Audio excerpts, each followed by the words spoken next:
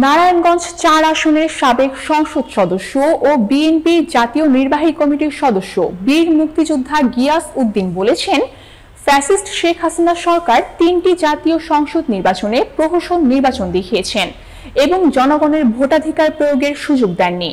Staff reporter নূর নবী Johnny জানান, তিনি বলেন, গণতন্ত্র ধ্বংস হয়েছে, এখন দেশের মানুষ চাইছে ভোটের মাধ্যমে তাদের পছন্দের নেতাকে নির্বাচিত করে রাষ্ট্রীয় ক্ষমতায় পাঠাতে। বৃহস্পতিবার বিকেলে সিদ্ধিরগঞ্জের ১ নং ওয়ার্ডের আয়োজিত নির্বাচনী পথসভা ও লিফলেট বিতরণের অনুষ্ঠানে প্রধান অতিথির বক্তব্যে তিনি এসব কথা বলেন। অনুষ্ঠানে উপস্থিত ছিলেন বিএনপির নেতৃবৃন্দ, ছাত্রদল ও কৃষক দলের সদস্যরা। গিয়াস উদ্দিনের এই বক্তব্যের মধ্য দিয়ে বিএনপির সমর্থকদের মধ্যে ভোটের অধিকার ও গণতন্ত্র পুনঃপ্রতিষ্ঠার আহ্বান আরো জোরদার হয়।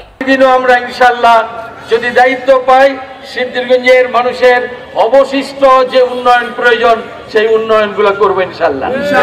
সবচেয়ে বড় একটা মেসেজ দিতে চাই সিদ্ধিরগঞ্জবাসীকে, আপনারা আমাকে ছাত্র জীবন থেকে চিনেন, ভালোবাসেন, বিভিন্ন পর্যায়ের নির্বাচনে আমাকে ভোট দিয়ে আপনারা জনপ্রতিনিধি করেছেন।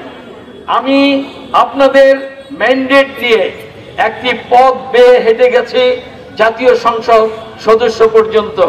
যেখানে যেখানে পদচিহ্ন আমার পড়েছে, আমি বিশ্বাস করি আগামী দিন সিদ্ধিরগঞ্জের সন্তানরা সেই পদচিহ্ন দেখে হেঁটে হেঁটে তারা আবার জাতীয় নেতৃত্ব পর্যন্ত পৌঁছবে ইনশাআল্লাহ। আমাকে দিয়ে আপনারা পথ তৈরি করেছেন, আগামী দিন এর সুফল ভোগ করবে আমাদের সন্তানরা। মনে রাখতে হবে, বর্গীরা যেন এই সুফল নষ্ট করতে না পারে।